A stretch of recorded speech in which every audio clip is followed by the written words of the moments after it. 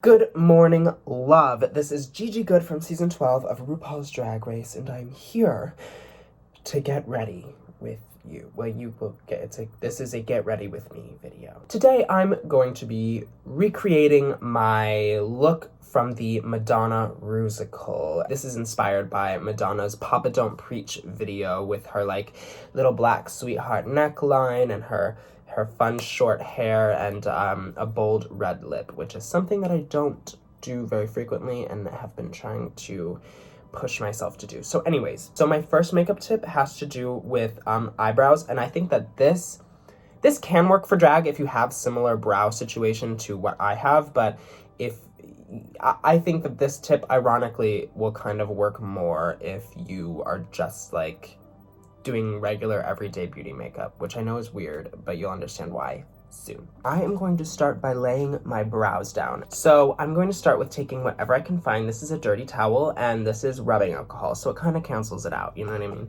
Normally I would use like an old wig cap or maybe some pantyhose, but things are looking bleak. That was just in order to get all the oils off my face. Now, glue. This is a glue stick. I'm sure you know that. What I do for my brow situation is I will just run the glue all the way up through. Once I have my brow fully covered with glue, I will take my spoolie and comb all the hairs upward. Once I have my brow hairs laid flat, I will take my spoolie and go along the top edge of the eyebrow and clean up that line, and then go down at an angle and clean up that line. So that is the map of where my brows will be filled in. Let's go on a journey together. When I started doing drag, and like, let me preface this, I've been doing drag since before I could talk. You know, I've always constantly been getting into my mother's clothes, shoes, jewelry, makeup, etc., all that stuff. But when I first was able to put the word drag with what I was doing was when I was like 15, later on in high school and into like college times when I started doing drag like on stage. My first time on stage, and a few times after that, I was like strictly Iggy Azalea impersonating, only did her songs, only wore a straight blonde synthetic wig and like a chunky heel, and then from then that moved into doing you know, I did a full 180 and started doing like vintage drag. My mother has a cedar closet in our basement full of like vintage dresses, accessories, hats, gloves, you know, what have you. So having that at my disposal was incredibly helpful and useful, and I was lucky enough that I just happened to be the average size of a woman in the 1940s and 50s.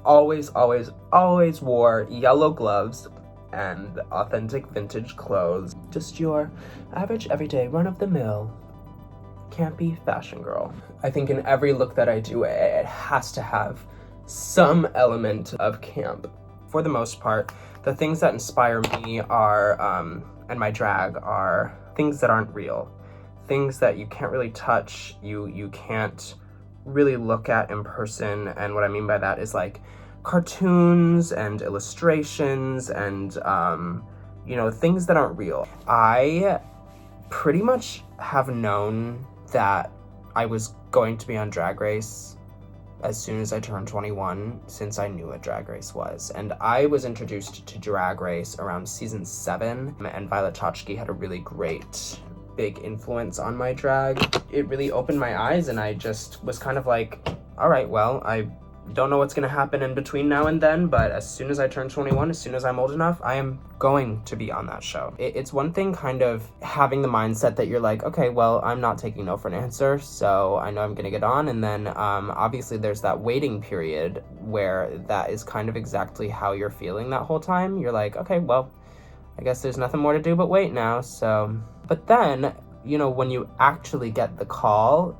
it really flips the script. I've been obsessed with lots of things lately. We've had plenty of time to be obsessed with things. I just like cannot get enough of them, and one of them is that the people that I'm quarantined with, we all got a puppy. There's a puppy in the house now, and her name is Nancy, and I will insert a picture of her here. Editor, I'll just send you a picture of Nancy. Oh my gosh. This is such a cliche answer, but I have been so incredibly obsessed with drag lately, and I know that is so stupid to say or for you to hear from me, but like, girl, drag is really one of the only things that is actually keeping me going through this, and I think that I can speak for a lot of the drag community when I say that that is probably the case for all of us. It's just like the best creative outlet for me, you know? And, oh, by the way, the Kimchi Rainbow Shards palette. It's it. Again, drag is absolutely something that I just could not live without right now. Absolutely could not live without is my mother. Incredible skill and help and talent and patience. If you, and I'm sure that you do because this kind of goes for everybody, but if you have one eye that you are better at than the other, try and do the eye that you're worse at first. You can spend your time making the better eye look like your worse eye, if that makes sense. So you have some symmetry there and you have a little bit more control. I'm not trying to look like Madonna. I'm really fully just being inspired by her look in the music video. So this is, you know, Gigi Goode as Madonna in Papa Don't Preach. If I could tell my younger self one thing, give them one piece of advice, I would probably say, just don't take life too seriously. You have to understand that throughout your life there are going to be some things that will happen and you have no control over them. So the only thing that you do have control over is how you treat the situation and the light that you can bring to the situation. My average day on lockdown is pretty similar than the last and the next. I wake up super late, which is not something I normally do. I will go and join my other quarantine divas. Maybe I'll get in drag and we'll shoot some things. We've made some like music videos, we've done photo shoots, constantly staying creative and inspired, which I think is so important right now. I think, you know, with that being said, one of the best cures for the quarantine blues is to just wake up and put on an outfit and get ready for the day with nothing to do. You know, when I get ready for the day, I just feel so much better even if I'm not doing anything. I have learned a couple of things about myself. I hate to bring the mood down, sorry, but there was a death in my family recently, and it's the first death that I've ever experienced in my family. It really made me think and realize that this virus is not the only thing that is willing to take us out right now. So it's our responsibility to just continue living our lives and continue staying creative and continue staying motivated. And there's no reason we can't live our lives the same way that we've been living before. It's just a matter of living them just a little bit differently.